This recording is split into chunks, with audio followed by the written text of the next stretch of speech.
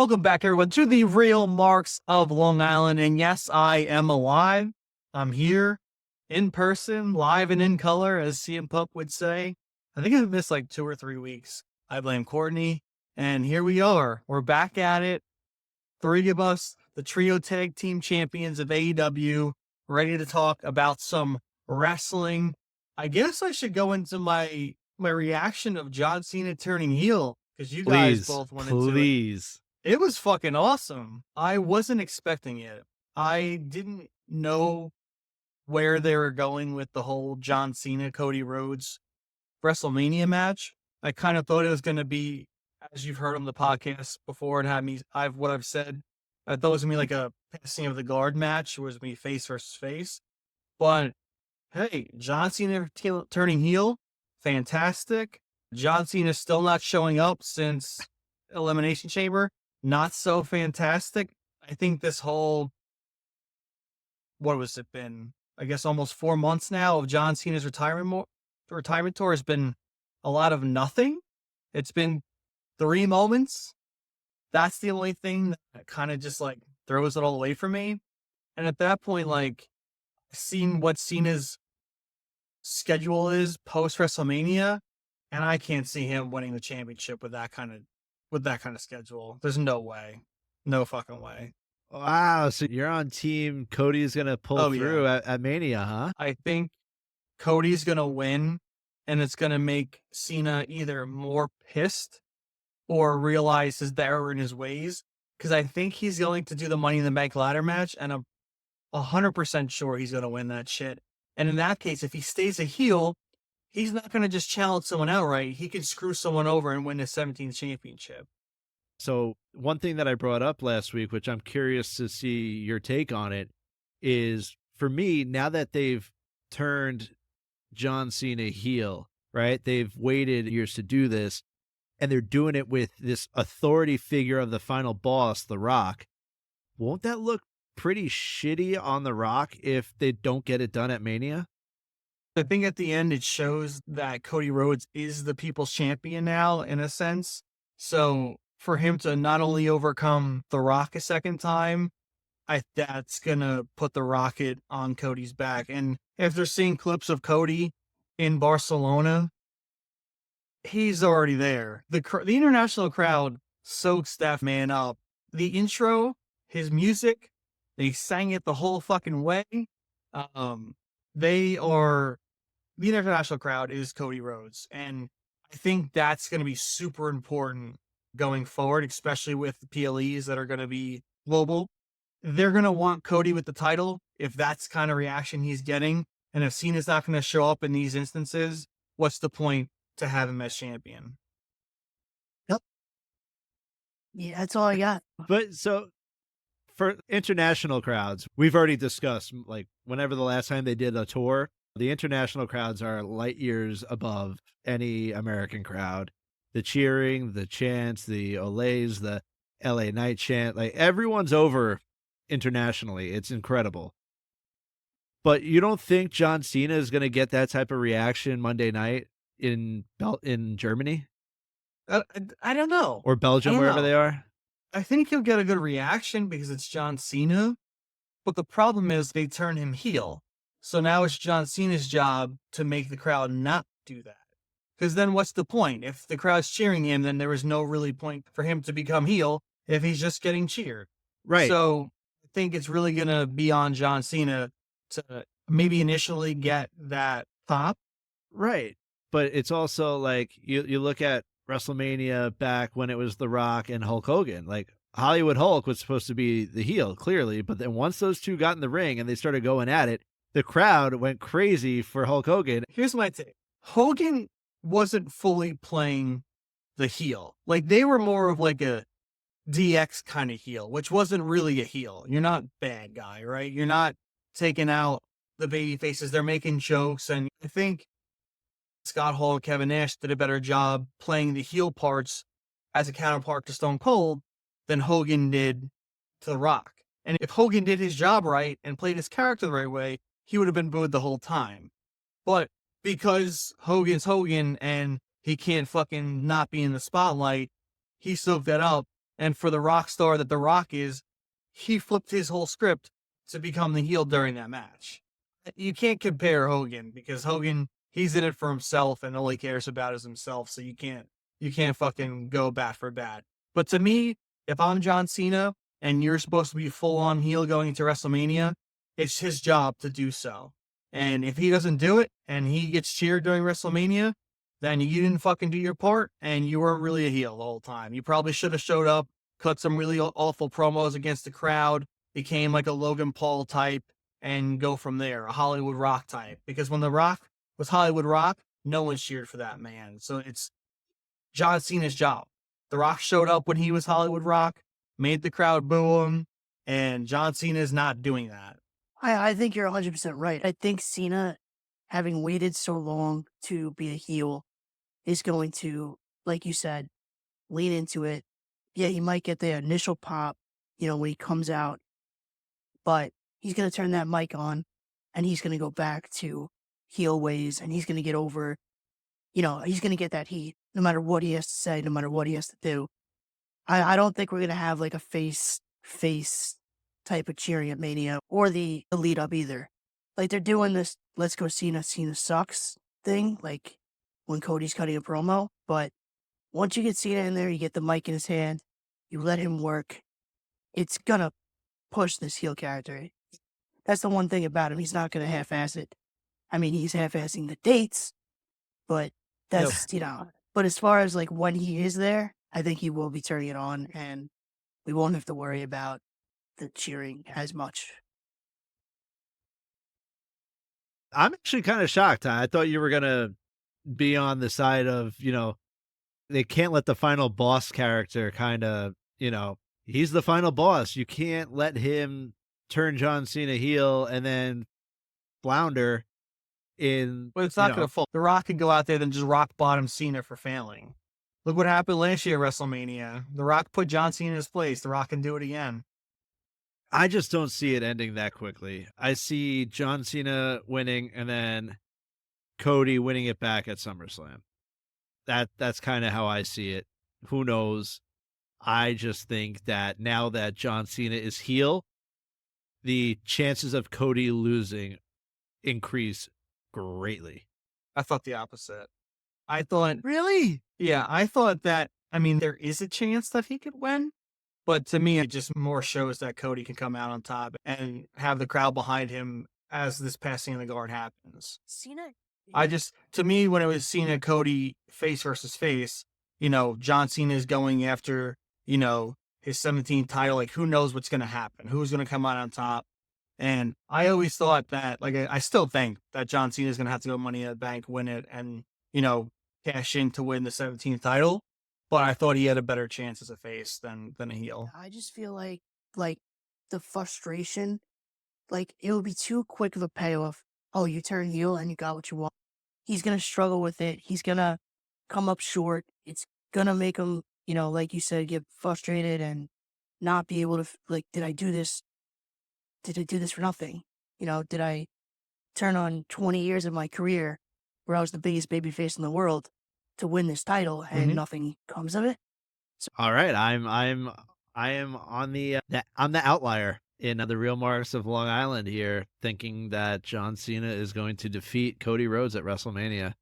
But that's what wrestling is all about, man. It's debating and having differences, and I can't wait. I hope Cena really, like you said, Ty, I really hope Cena makes a mark on Monday night. Like, Monday night makes or break this whole rivalry. Yeah, it really truly does. Like, he has to come balls to the wall. I know they're already making shirts of, the old Bulldog with the chain gang.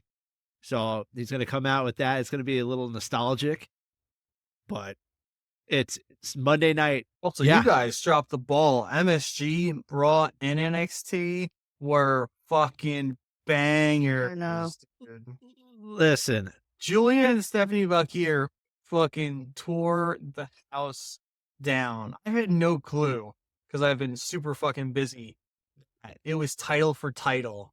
What a stipulation. And they, after the match, you saw a backstage Triple H with Stephanie and Julia, and it was just magic. They put on magic. I'm excited to see what they do with, Stephanie Two Belts, but the whole card was just stacked. To start with the Hardys versus Fraxium in a banger, like, I fucking hate Jeff Hardy, but it's cool to have the Hardy Boys together on NXT, fighting Fraxium, who is currently one of the best tag teams in the world. And it was cool to see the Hardys go over as the Teenage Champions. But that was like a nostalgia show right there. Just to see them back in a WWE ring. I know it's NXT, but it is a WWE ring, was really fucking cool. And to be in that arena would have been phenomenal. It was pretty damn cool. Like, you look at the seating chart and it shows like the 200s. You would think that I've never been in the theater, so I was thinking like 200s, it's up there. No, it's just like literally like just like it's like an angle just straight up. I had Mason, and I can't blame my son, so I plead the fifth on that Yeah, one. you failed me. If we had bought the tickets not day of, my wife could have taken Mason to my in-laws, Yeah. and then we would have been able to make it happen. But once I had Mason, it was not looking good. I had to wait for my mom to get home. It turned into a whole ordeal, and it wasn't in the cards. But that's why wrestling comes around every year, and we should jump on our SummerSlam tickets early. We should jump on those MetLife Stadium tickets early. And Slammiversary is at UBS. I think we should definitely go to that as well. So there's definitely more opportunities for us to get to some wrestling shows. We got to get out there. We do. And how about that fucking steel cage match? I think it was pure fucking like literature. It was like a novel. It was a story. To see Punk and Rollins just run through each other. And my favorite part of that match was when they were like tempting each other, like, hey, like the door's wide open, get it. And to put the icing on the cake with that match, it was like both those men were not leaving that ring until they dismembered the other one. And it showed because the match ended with Roman pulling Seth out. Like, Seth wasn't going to leave. Seth was going to stomp CM Punk's head in until he could not move. And it just shows like the animosity between the two. The week before, Punk's promo calling out Cena, The Rock, fighting Seth off the get-go. Like, Court and I were in some whatnot break, and this dude was like, I'm not a CM Punk guy. His promo that week was overrated. It was just him yelling. I'm like, bro, do you know how captivating that was for him to do that and just start off the show hot and just brawl with Seth Rollins, which led to this steel cage match that has so many stories flowing from it. Even though I hate the idea of a triple threat match at WrestleMania for Punk, Rollins, and Roman Reigns, I think it's pointless. I think it's stupid. I think it should either be Seth Punk match 3 or Seth Roman. I don't think Punk and Roman need to go at it at this point just because he speared him. Maybe for the wise man, maybe it'll be a triple threat with Paul Heyman in the Shark Tank and they can come pull him down. But I don't get the triple threat that they're trying to lead up with. But it's just not my cup of tea. Yeah, so on the last episode with Court, actually, I want to ask you the same question now. I had mentioned that it was interesting that after the Elimination Chamber during the press conference, Triple H made it clear that he said that no matches are set in stone, like anywhere on the card. So that led me to believe that, Jey Uso and Gunther possibly would open up night 1 or night 2. And then, I had mentioned Roman and Seth and Punk, and I don't like the triple threat either. But now that it looks like it's going that way, now do you possibly see that being the main event of night 1? Do you want to talk about what your idea was that you heard? Yeah, on we're the talking internet? about the triple threat from WrestleMania like 10 years ago. Yeah. Yeah, it was Yeah. Brian, Randy. And Batista. Yeah, it was okay. But the night before, he was Brian and Triple. No, earlier that night. That was earlier that when night, we had that's right. WrestleManias. Sorry, I saw this like a week ago. Brian got inserted in that match for the title, later that night. could you have that triple threat? Could you have that favor for Paul Heyman, possibly be getting Punk into the main event with Cody and Cena Or that or that match? like, But it'd probably be Punk, seemingly. So then it would end up being Punk, Cena, and Cody, main event night 2. Yeah. I mean, the match itself sounds sick, but there's just I think there's a lot of hurdles with that because I don't think The Rock, the final boss, he has made it well known who he is. I don't think he would allow that. a Paul Heyman guy. If Paul Heyman's got some pull and he owes a favor, I mean, Paul Heyman's juicing up Braun Breaker right now. Like, Paul Heyman's got his guys, and he's on a different level than where The Rock's at. I like the idea. It's just I for some The Rock is the head of the board. He's the guy. He is the new authority in this whole picture. Adam Pearce and Nick Aldis, they're nothing compared to what The Rock can do. So for me, I don't think The Rock would enjoy that very much. But look what happened last year. Las Vegas. WrestleMania kickoff show. Triple H was the one to do it.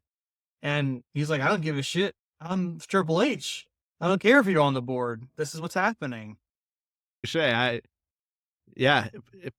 didn't The Rock either slap Triple H or he did something? No, he right? said you better make this right. Yeah, but he didn't.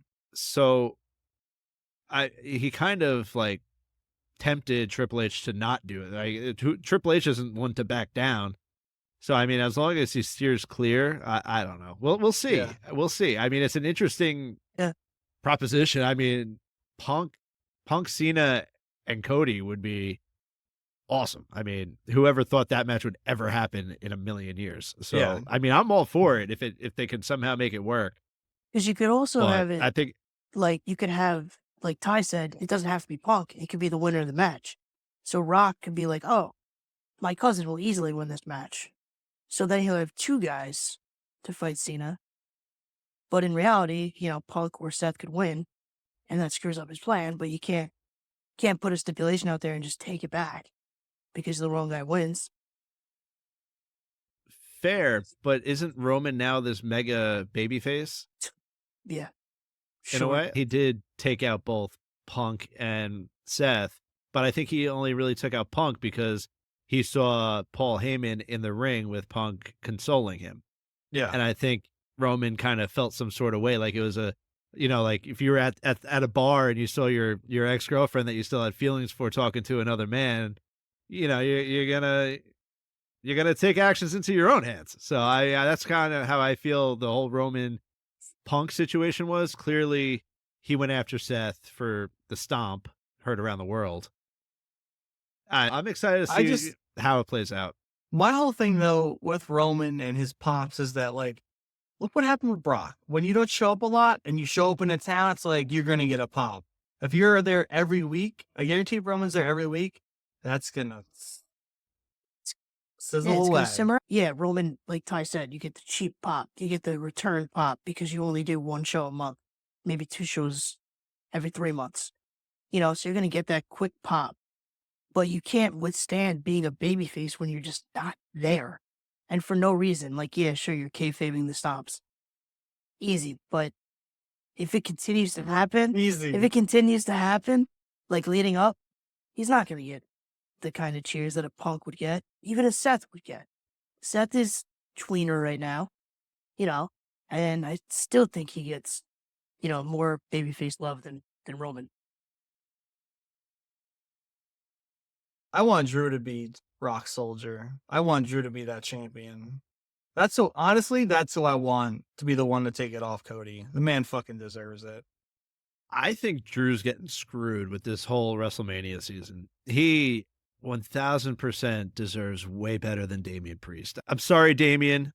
I know you've been a world champion, but you're not on Drew's level. You're not.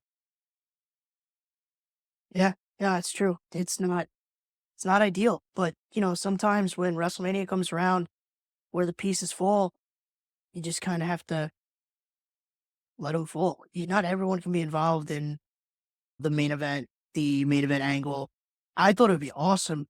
There was the rumor that day of Elimination Chamber that Drew was going to be the guy, Yeah, I remember that. and that would have been sick.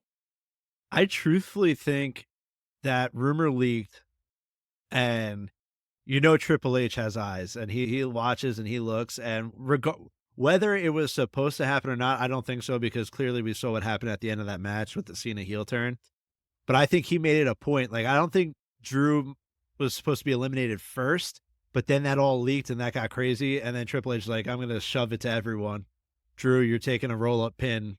You're going to be the first one eliminated. Well, apparently, The Rock was pushing very hard for Cody to make the heel turn. And Cody apparently was like, it doesn't make any sense. Like, the crowd's just like, I'm the mega baby face right now, and then you're just going to destroy all my steam for me just to turn heel for how long? To then just like, get my smile back, as Sean would say, months later, and it would just steamroll what he has. Yeah. So I understand why Cody said no. Apparently Cena turning heel was like the second option. But to me, I'd rather that, because everyone's wanted Cena to turn heel for fucking 10 years now. 15 years now. I mean, how long? Yeah, like everyone clamoring for Cody to be heel.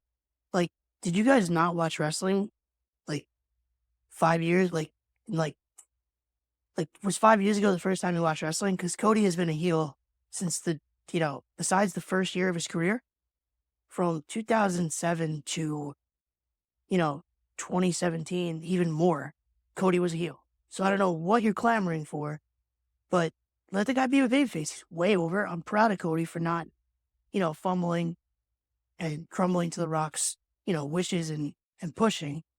I mean, I just can't wait to see heel Cody again. And you're right. If this was going to be like a quick heel turn, then I don't want it. Like, I want when Cody turns heel eventually, what's going to happen. There's no way. I mean, unless they make him the new John Cena, and 18 years from now, when he says he's going to retire by the age of whatever. Court, I need a good Cody heel run at some point. I don't think he has any desire to be heel anymore. I'm going to be completely honest with you. They tried in AEW and he was like, absolutely not.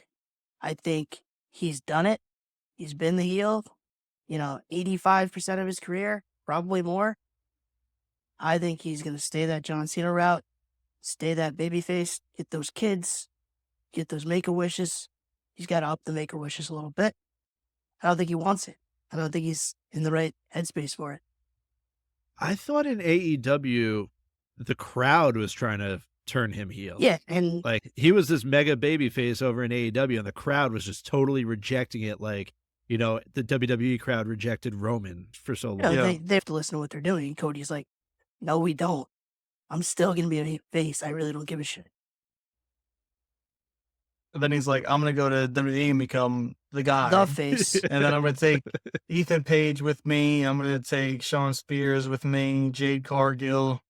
And I was talking about quoting this the other day, like, look, like Ethan Page when he was in AEW, I didn't care at all.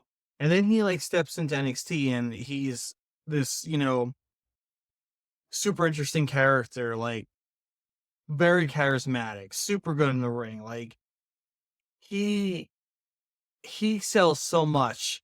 And I think a lot of superstars that are younger in AEW too, if they had a chance to be in WWE, I think they'd be guided very well and into the light and be killer, especially NXT Raw, SmackDown, wherever. Like, look at Sean Spears, fucking North American champion right now, the chairman. And to be honest, like, I wasn't sure where he would fit when he came over to NXT, but he fucking took the ball and he's running with it, and it's excellent. He's got his own crew. They were running rampant, and he didn't even shake Shawn Michaels' hand. He said, "Fuck off. I don't give a shit if you're a legend." That was so funny. Yeah. People do not forget, especially in the world of wrestling. Dude, Stan hated that. Cody Rhodes, like Rhodes, that's his name in the server. He has been teasing. He hasn't announced the names yet, but someone that was just on Revolution for AEW in the next like 3 or 4 months is jumping ship.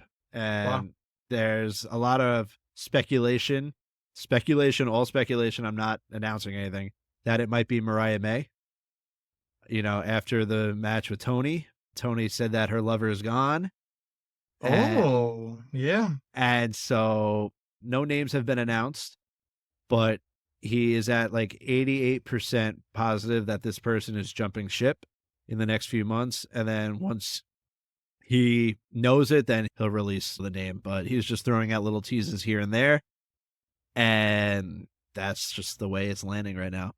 Yeah, Speculation on Mariah May and Jay White. I can see both of them. See, I don't know how Jay White would fit. He's great. He's very talented. He's got good promo skills, but like, I don't know. He's still got like, he's super indie to me still. And I could be completely wrong if he goes to WWE and kills it, but I'm not sure. I'm not sold on him going to WWE because there's people that you can look at and see based, how they wrestle, how they interact with the crowd, their promo skills. You can be like, oh, I can see this being really good in WWE. And there's some people that shock you. Like, look at Ethan Page. I thought he was just a blah character that AEW used here and there, and now he's tearing it up. But I don't know. I think for me, the whole Bang Bang Gang thing kind of tarnished him a bit for me. Yeah. You're exactly right. He was put instantly into this comedic role, which isn't what you're supposed to do. Like, if you go back and watch the debut of Jay White in AEW, it was a run-in. And he came out to no reaction at all. And ever since then, it's just been this way. And it's so funny because everyone says that he was WWE bound until the roster freeze. WWE had a roster freeze. They were about to bring on Jay White. And who knows how it would have turned out. It's like to yeah, No, go ahead. because like to me, I see Jay White as an Adam Cole, and Adam Cole tore it up in Black and White NXT. But since then, NXT has transformed a lot. I don't think I could see Adam Cole doing too great with the current NXT roster and how it is. Like, if you look at NXT's roster, especially the men, like, it's bigger guys, it's muscular guys. It's not like what it was where in, NXT Black and Gold, it was skinnier, athletic, high-flying, super technical wrestlers. Now it's like the mold for what Raw and SmackDown is. So, like, to me, I don't know if like an Adam Cole or a Jay White would be able to flourish.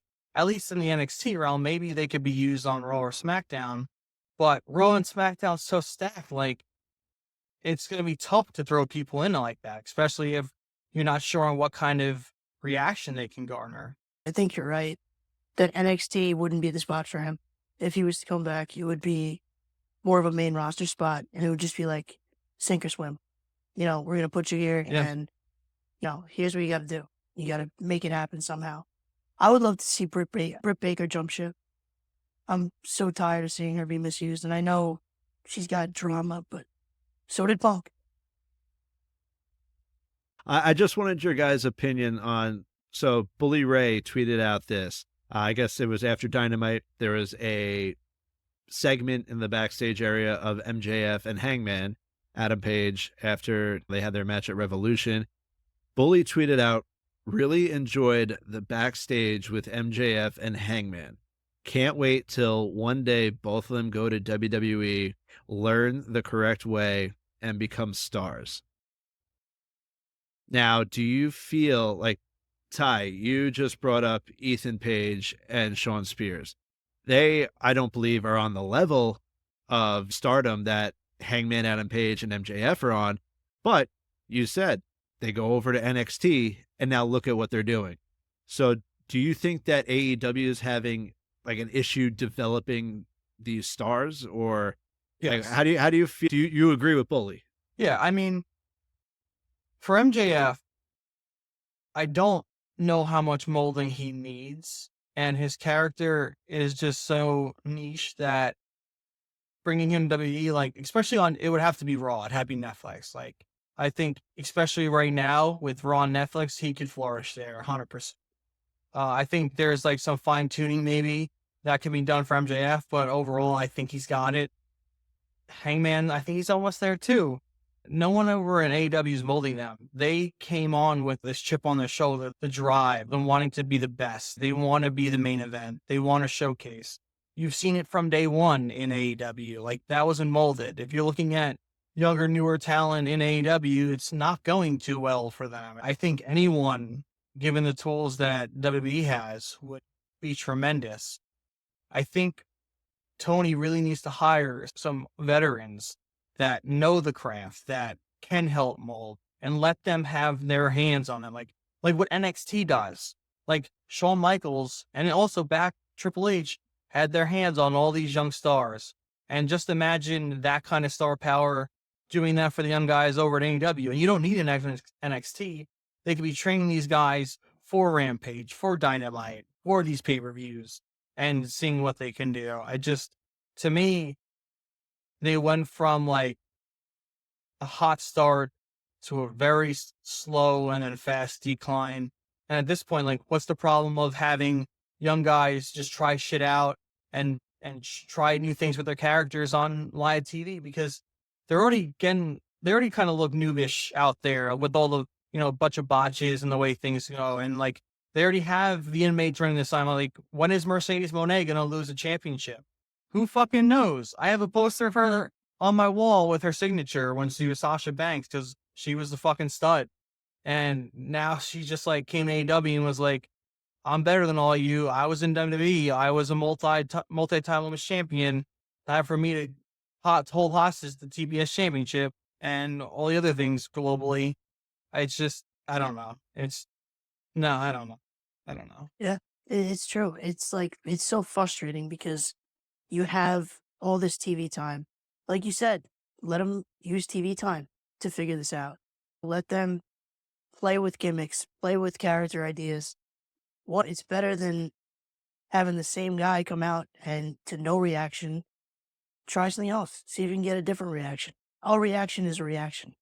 So get veterans in there, get people in there that have creative and know how to book a wrestling company. It's never going to happen because Tony is just too locked in on what he wants. AEW is not the wrestler's company. It's just Tony's playground. Now that, we're on the topic of AEW, I just wanted to bring up Revolution because they had some stellar, insane matches, which we've always mentioned that AEW puts on some of the best wrestling matches that you'll see. It's great match after great match after great match. But how do you end the show on Mox and Cope and then have Christian Cage come down to the ring, sign the contract, and then get choked out? And that's how it ends. And now you have Swerve in a number one contenders match or whatever, but then you have Mox and Cope again. How do you go from all these like incredible matches to the main event being such a flop like it was? Like, that stuff doesn't make any sense to me. Yeah, I think in that moment, they should have pulled the trigger on Christian. I mean, I'm a Christian stan, but in that moment, like, especially when you want shock factor and people tuning into the product, Christian just screwed over Edge another time and won the AEW World Championship. Like, you dismantle the Death Riders. What is the point for Moxley to keep the championship?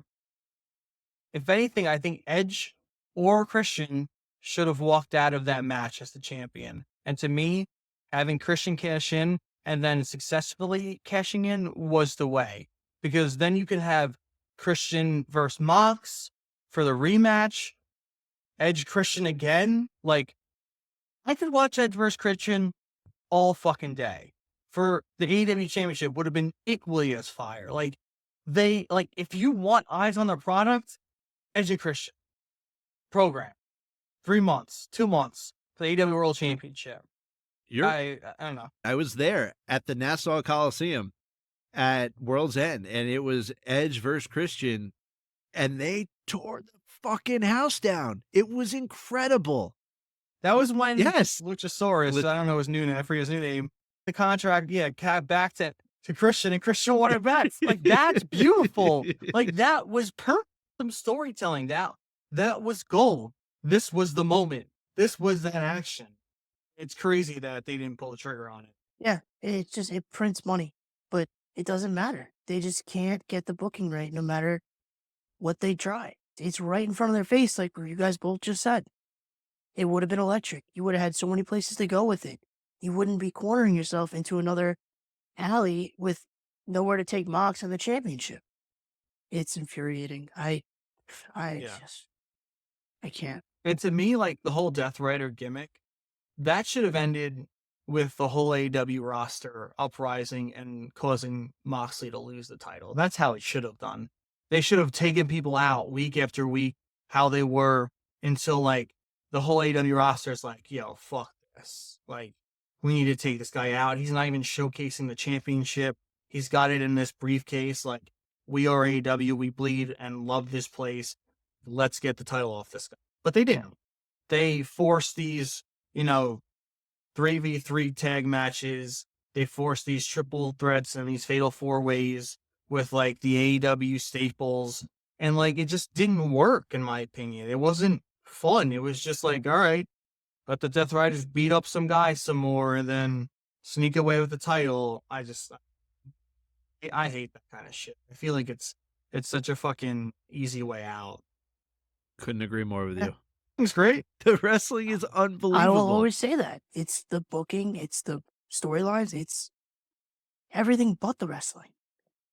I don't know how you have such good wrestling and you just can't put the pieces of the puzzle together. It makes me so angry. And, like, to see Will Ospreay and Kyle Fletcher do what they do in the ring, it's not for the world title or it's not for the TNT championship. What's happening? What's honestly going on? I don't know. It doesn't make any sense. You have these guys putting on killer matches. They're absolutely crushing it. The crowd's reacting. Everyone's involved. So get some titles on them. Get them in the picture. Like, look at MJF and Will Ospreay when they went over after the Continental Championship. That was awesome. It was short-lived. It was, like a month or so. But they could have blown that out over a few months. It was awesome. MJF with the United States gimmick, Mr. America out there. I hope they do something really well with MJF and the Hurt Syndicate. Like, I'm for it. I want MJF to join them. I think it could help tremendously, especially with the personality. Bobby and Sheldon, I love them both. Bobby's definitely come a long way with, his personality for his character. But, it's not full level of what an MJF is or even what an MVP is. So to have, like, MVP and MJF, like, on the same team with Bobby Lashley and Sheldon, I think would be tremendous.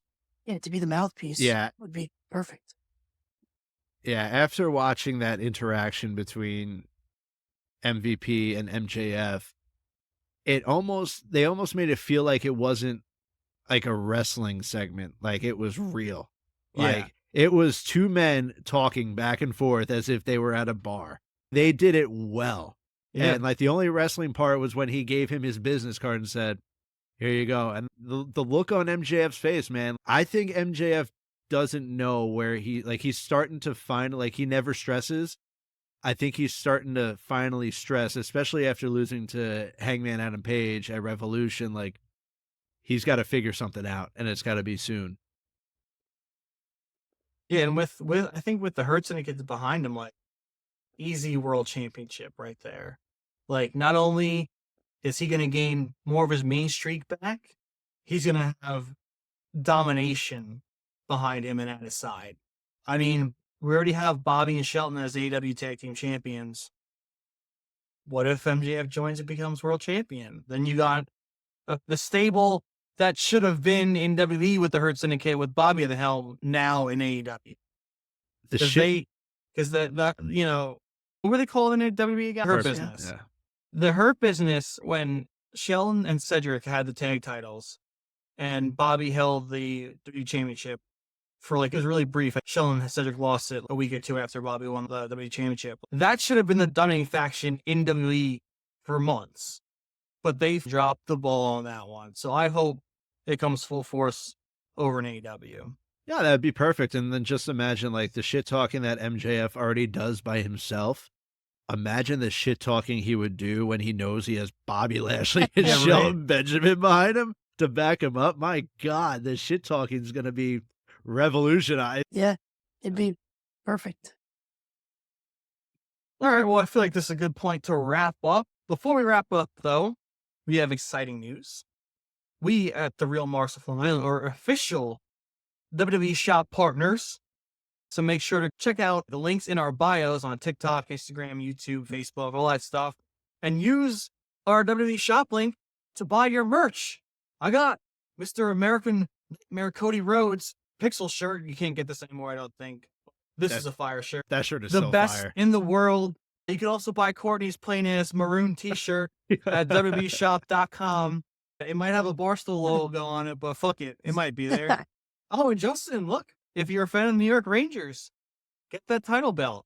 Wear it proud. Put it in the background of your podcast. Show it off. Bring it to the games. But yeah, if you support us and you enjoy our podcast, if you buy anything, WWE Shop, please use our affiliate link. It would mean the world to us. That being said, my throat is getting raspy now because I've talked for too long and I'm still a little getting over this sickness. So thank you all for listening. We'll catch you on the next one. Real Marks out.